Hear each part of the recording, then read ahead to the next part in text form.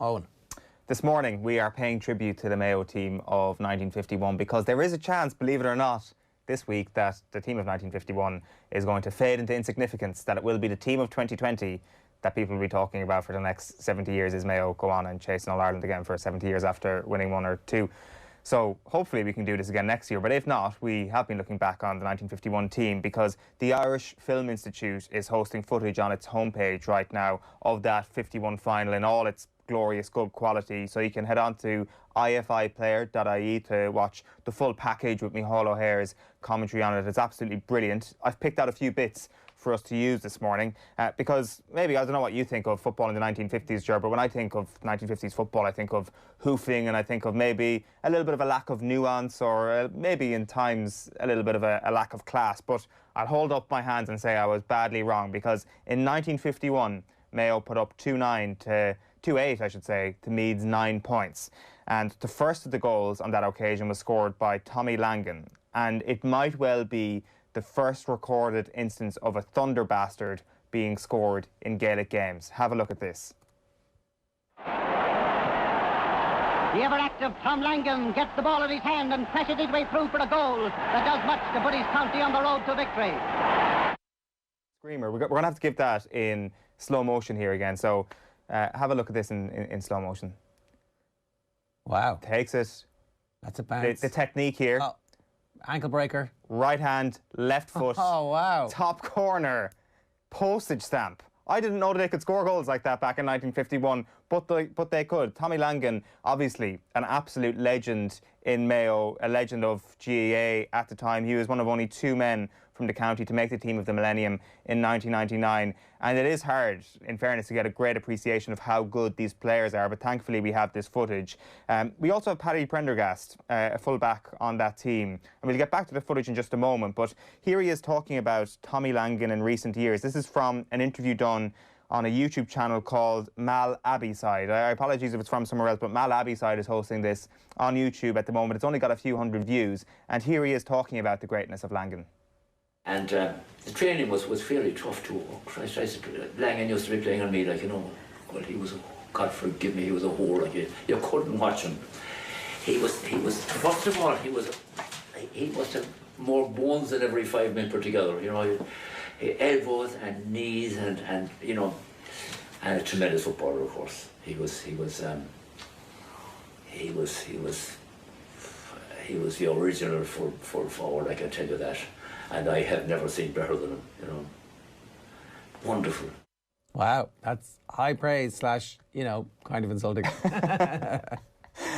think that was probably the archetype of the full forward, if I'm guessing, that you needed to be fairly robust as well as obviously being unbelievably talented. Let's get back to the game and let's get back to a little bit of that footage, because there are more goals where that came from. Joe Gilvary was another member of that full forward line. And, well, this Mayo team could finish. So let's just have a look at this one. Brian Smith and Paddy Meagan are in the thick of the fray, as always. And now for the movement that brings Mayo's second goal, as Dixon passes to Sean Mulderrig. He gets the ball through to Joe Gilvary, and he sends through his goal to make the half-time score. Mayo, 2 goals and 3 points. Meath, 8 points.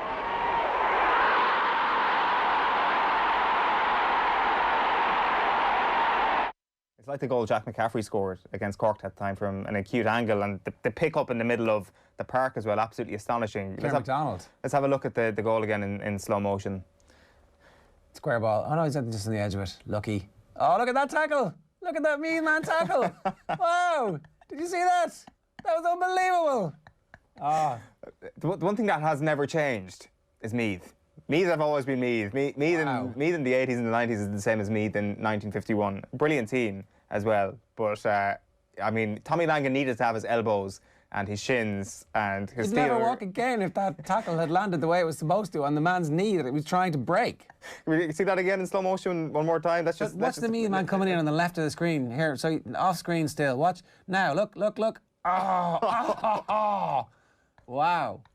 What a finish. And, yeah, that was a potential ankle breaker. The white jerseys, the all-white strip. So they wore that as obviously the Connacht strip at the time, and then Meath were wearing the blue of Leinster. I'm going to get corrected on that immediately, I know, but definitely the white of Connacht. So Mayo wouldn't be wearing their Connacht white? They weren't wearing their traditional strip once you get to actually represent your province. Did you just make up the Connacht white thing, or is that true?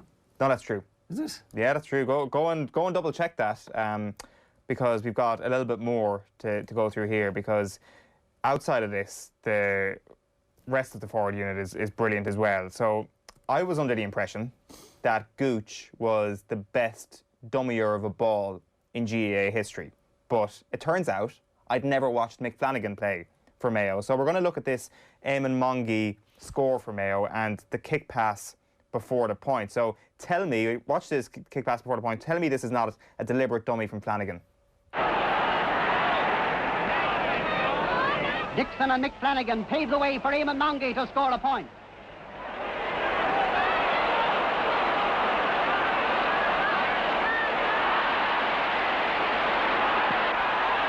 Absolutely outrageous. We got that dummy in slow motion here again. Like, tell me this is deliberate. Am I too naive to think that this was... Which bit now? That's a nice here we go. It's a pass. That's not a dummy, that's a pass. No, so can we just play that again? So the dummy is that the lad thinks he's going for a point. Oh, okay, right. So he gives him the eyes. He's like, this is going over the bar. And then it's like, no, look, he sent your man the wrong way. Oh, yeah, okay. And it's just beautifully into the line of Mongie who's coming through. I'm giving him the credit for that. The kicking style where you throw your arms back and just welly it it's class. When did like left hand, left foot, right hand, right foot actually come into GAA? Because this was certainly, everybody's playing football there like they're David De Gea. Everybody's playing like a soccer goalkeeper at that moment. So it's I wonder when it actually changed like that. So we heard from Paddy Prendergast a moment ago, and the last bit of footage I want to play from this game itself is from Prendergast in action, because I think we all accept that they don't make full-backs like they used to. And Prendergast, who's the only surviving member today of that team, was as hard as nails and an absolutely brilliant man at just lumping the ball out of the defence, hoofing it, because that was the style of play at the time. So we've put together a couple of his moments from the game that day. Urge the Meath side to further attacks with Matty MacDonald, Brian Smith and the inevitable man in the cap, Peter McDermott, figuring in the chief actions. But Mayo's full back line with Paddy Prendergast settling down to his brilliant game foil the challengers.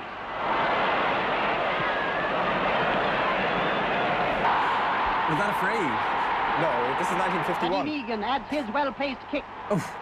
Boom. Just get it out of there.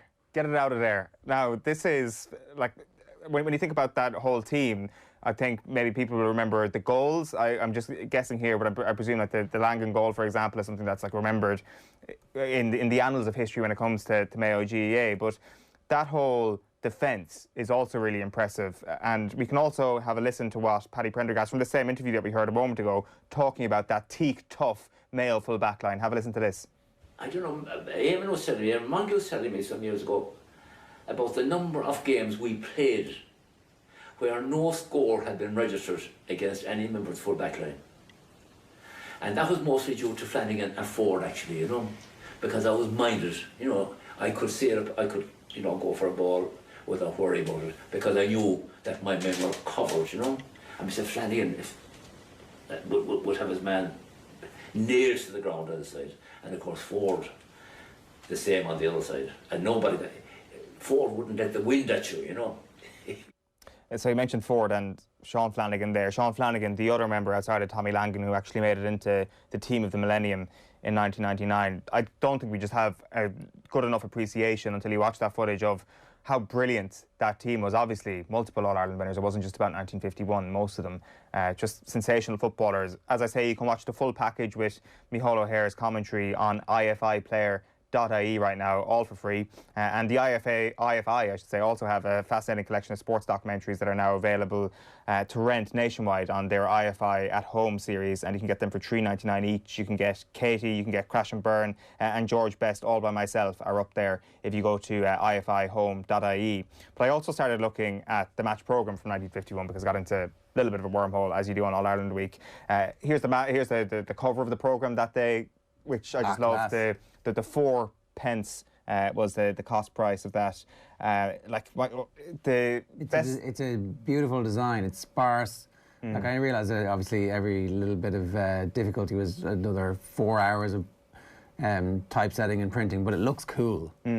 Absolutely. I did see a website yesterday auctioning one of those programs for €400. And you bought it. I bought it, yeah, and I scanned it, and that's why we have it here today. But no, this morning we're giving it to you for free on OTB AM. My favourite thing from match programs in the 1950s, and I didn't know this was a thing, was that they actually give you advice on things to say when you're sitting there in the stand. You know, instead of saying, good game, or isn't this great, you can actually say stuff in Irish. Have a look at this. They've got a glossary of things. Ma, Harlan, Quega, Reish. I love the fact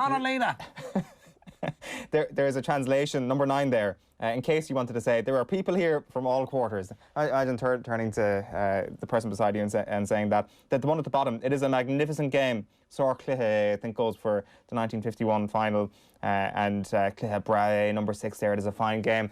More of this in programmes, please. I know that they print the words to our own Naveen in match programmes, and they've got good quizzes and all that. Give us small talk, Osquelga. This is the way match programmes should be. But also, if that isn't the thing that you appreciate most from those programmes, advertising in the programmes in the 1950s, always the best. Good old cigarette ads. You can say that again. Afton are better now, with one of the characters there saying, you can tell at once, yes, they're just perfect, says the other one.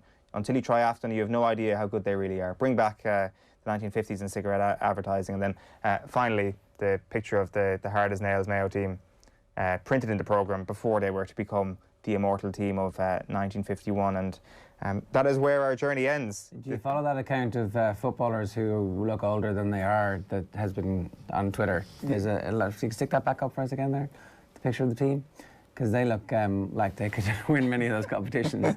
There's the guy in the front left there looks like he's about 50, but sure. That's Mongie.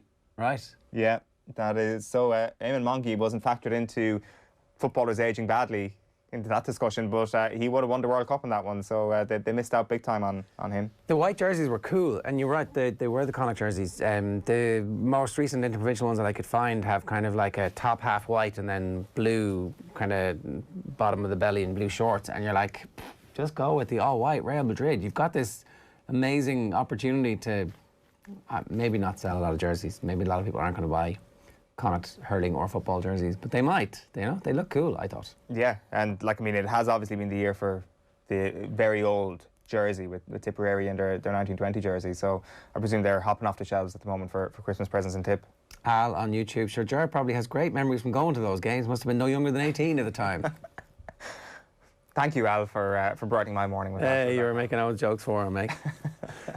So we finally discovered your burner on YouTube.